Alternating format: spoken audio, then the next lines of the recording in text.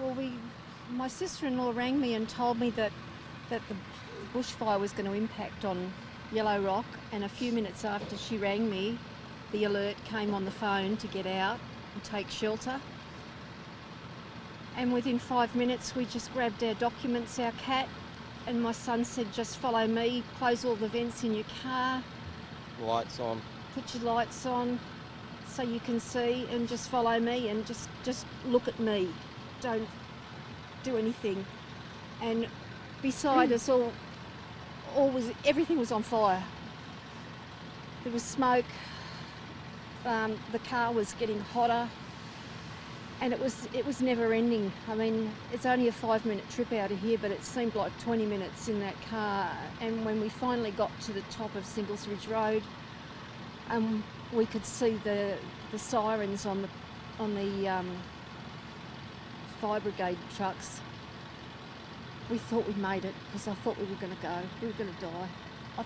I thought it was too late to turn back. We had to keep going. We had trees falling down in front of the car. Driving around, cars on fire. Yeah, everything was on fire. Yeah. It just happened so quick. I mean, I could not blame the bushfire brigade whatsoever. I don't even think they knew it was down this far, because it went so fast. And how did you feel, Christine, at the time when you were trying to get out of here? I thought I was going to die. I've been here 23 years and I've been through about 4 bushfires.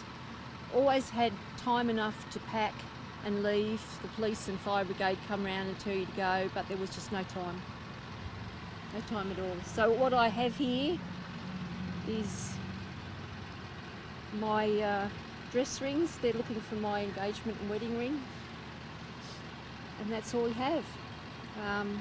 We went and bought some clothes yesterday, but we just came out with what we had on our back.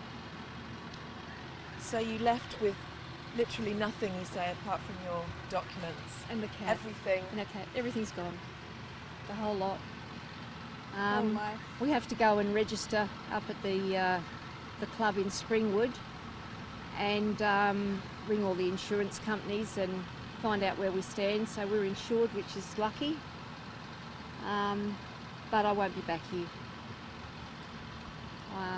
I mean, many people might rebuild, but I couldn't go through that again. What's it like coming back here this morning and seeing the house that you lived in for such a long time and had your children in? How do you feel? Shattering. It's shattering. It's Absolutely. It's an empty feeling. Like, I grew up here. You've lost You lose a piece of all yourself. your memories of growing up here. It's just gone. I said to my husband, I remember when you carried me across the threshold. I remember having all my babies here. All the hard work that you put into everything for all those years, and it's just gone. And you think, well, I'm 54 now and I've got to start again. But we will, As a family. as a family together. Where will you go in the meantime? What are your plans? We're going between my brother, who's in the bushfire brigade, and his wife, who lives in Emu Plains, and my eldest son, who lives in South Penrith. Yeah, his wife's due to have a baby in 6 weeks, so it's going to be pretty cramped wherever we go until we can find somewhere to rent. We've been offered a house for 7 weeks while my friends are on holiday in England. Just some time to take stock of everything and decide what we're going to do and where we're going to go. Do you have some sense of relief, though, at least in the fact that it was so close? It could have been so much worse and you could have lost your lives. Is that giving you some comfort?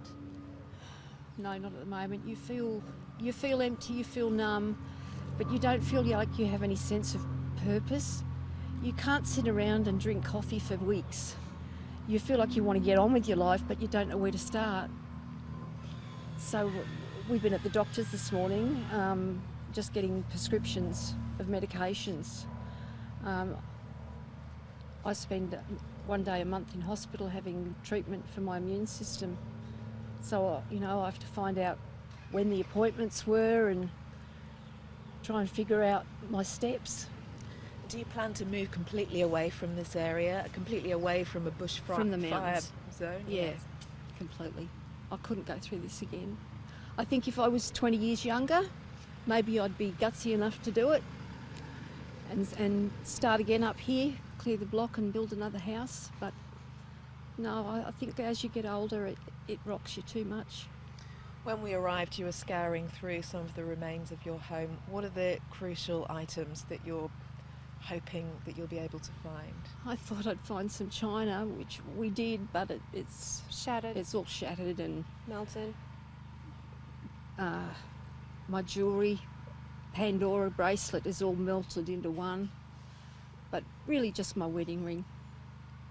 I know there's no photos. All of them are gone. But I guess between all the family, we'll find some photos and get them redeveloped. So you've got nothing to look back on. You're just relying on your memory now of how the kids were when they were born. I had a picture of my daughter. She was about 5 pounds, sitting in the palm of my husband's hand while he was reading a newspaper.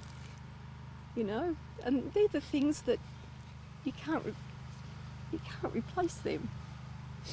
You know, and I don't know how everybody else feels. I know about 60 people ended up down at Yellow Rock Lookout. They evacuated down there. There were a few people around putting out spot fires, but I've just a few. I don't know whether the fire brigade managed to get down this far. But it was all happening too fast. Like, you know, it wasn't just one fire here. It was the fire at Mount Victoria. It was the fire in Newcastle. It was just popping up on the internet. We were looking at the internet, and as the minutes were going by, it was like, oh, another fire's come, you know. And it got so black. I said to Simon, I said, it's so black out there, and I keep thinking I should have gone out and had a look, because being in a bushfire before I know it goes black, the sun is red.